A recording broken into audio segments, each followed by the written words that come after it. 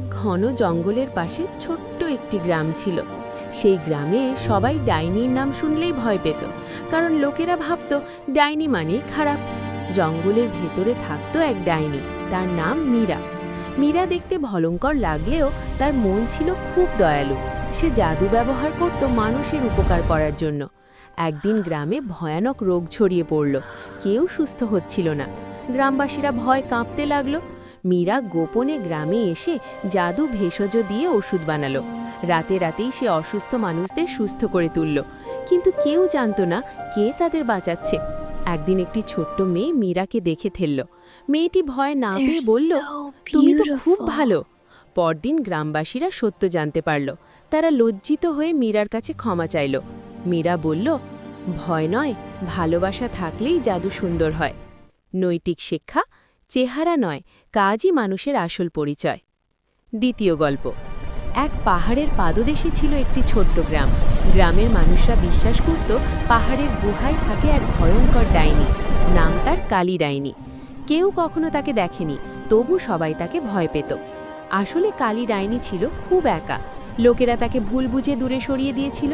সে জাদু জানত, কিন্তু সেই জাদু ব্যবহার করত শুধু গাছ, পশু আর অসহায়দের জন্য। একদিন গ্রামে ভয়ানক ঝড় এলো।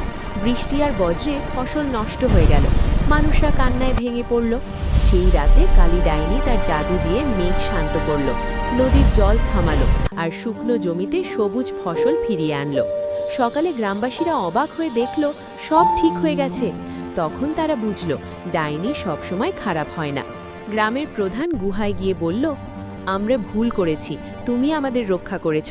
কালী ডাইনি মৃদু হেসে বলল, ভয় নয়, বিশ্বাসই আসল জাদু।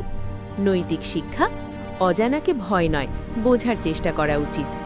তৃতীয় গল্প। এক গভীর অরণ্যের ধারে ছিল একটি পুরনো বাড়ি। রাতে আলো জ্বললেই মানুষ বলতো ওখানে ডাইনি থাকে। সেই বাড়িতে থাকতো এক ডাইনি, তার নাম ইলা। তার চুল এলোমেলো, চোখ দুটো উজ্জ্বল, কিন্তু তার মন ছিল নরম। একদিন গ্রামের একটি ছেলে জঙ্গলে হারিয়ে গেল। রাত নামতেই সবাই ভয়ে খোঁজা বন্ধ করে দিল। ইলা সব শুনে নিজের ঝাড়ুতে চেপে আকাশে উড়ে গেল। জাদুর আলো দিয়ে সে ছেলেটিকে খুঁজে পেল। ছেলেটিকে নিরাপদে বাড়ি পৌঁছে দিল। পরদিন গ্রামে খবর ছড়িয়ে পড়ল, ডাইনিই ছেলেটিকে বাঁচিয়েছে।